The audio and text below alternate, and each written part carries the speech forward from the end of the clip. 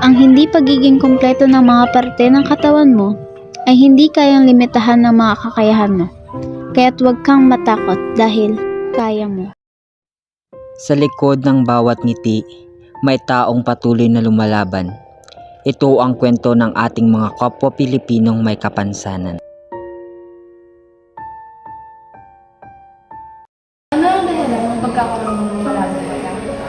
Mostly ang genetics po. When I was born, lumabo na po talaga yung protein ko. At ano naman ang nagiging epekto sa pagkakaroon ng malabong mata sa iyong pag-aaral? Mas nahihirapan po akong tumingin sa mga lessons po or sa TV. Ang mga taong may mga kapansanan ay may lakas din, husay at talento. Hindi natin ito nakikita sapagkat tayo nakatingin lang sa panlabas na anyo. Sa halip, sila'y tulungan natin silang makabangon. Ading, ano ang naging dahilan? Bakit nagkaroon ka ng balik sa iyong kamay? Nawalan ko ng malay habang nabuhay.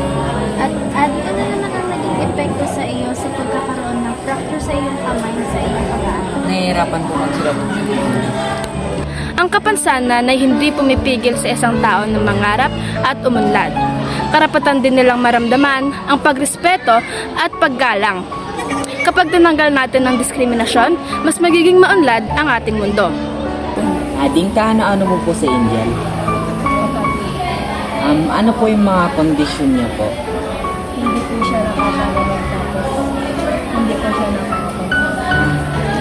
Ikaw, Ading, di ba po kaibigan mo po si Angel? So ano po yung mga nakakaranas po ba siya ng pagbubuli or discrimination against sa mga klase mo po? Sa paano po yung paraan? Inasal po nilagyan ng hindi ko nakakalalag. Ang bawat taong may kapansanan ay may kakayahan. Kaya't suportahan natin sila sa pag-abot ng kanilang pangarap. Dahil ang tunay na inclusive na komunidad ay nagpapakita ng respeto, oportunidad at pantay na pagtingin para sa lahat.